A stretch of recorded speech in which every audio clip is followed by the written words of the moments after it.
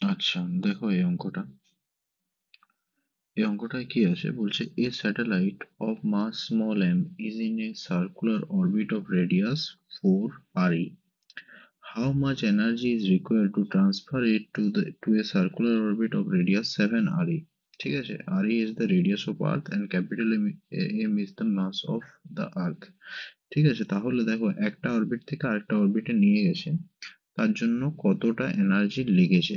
ঠিক আছে, তাহলে দেখো আমরা জানি কোনো একটা অরবিটে যখন একটা স্যাটেলাইট ঘুরছে সেখানের যে total energy, total mechanical energy, সেটা কত হচ্ছে, সেটার যে এক্সপ্রেশনটা সেটা হচ্ছে E equals to minus G capital M into small M divided by 2R। এই যে স্মল আরটা হচ্ছে আর্থের তোমার সেন্টার থেকে ওই অরবিটটার দূরত্ব। ঠিক আছে, মানে রেডিয়াস অফ দ্য অরবিট। ওকে, তাহলে এটা যেটা আর্থের সেন্টার থেকে মাপা হচ্ছে। ওকে, তাহলে দেখো এখানে আর্থের সেন্টার থেকে ফার্স্ট যে অরবিটটা ছিল সেটা হবে তোমার 4 RE, আর যেখানে যে অরবিটটাতে নিয়ে যাওয়া হচ্ছে স্যাটেলাইটটাকে সেটা হচ্ছে 7 RE।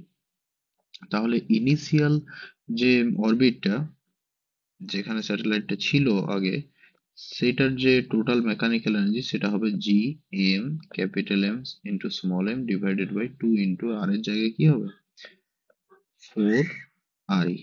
ওকে, আর তোমার যে অরবিটটাতে নিয়ে যাচ্ছে মানে ফাইনাল অরবিট, সেটার যে টোটাল এনার্জি সেটা কত হবে, gm বাই 2 ইন্টু 7 RE। এটা হচ্ছে টোটাল মেকানিক্যাল এনার্জি। তাহলে দেখো কতটা এনার্জি লাগছে, তোমার delta E equals to E final minus E initial. তাহলে দেখো তোমার minus G M by 2 into 7 RE minus G M by 2 into 4 RE। Okay, বুঝতে পারছো ব্যাপারটা?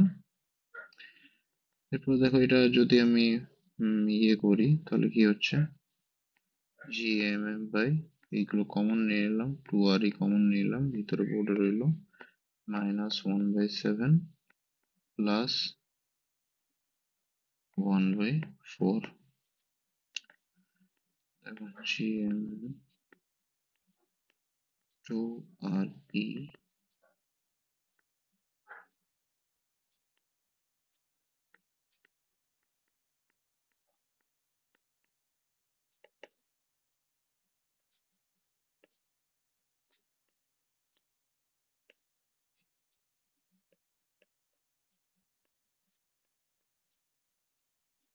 তাহলে দুইটা হচ্ছে তোমার রাইট অ্যান্সার।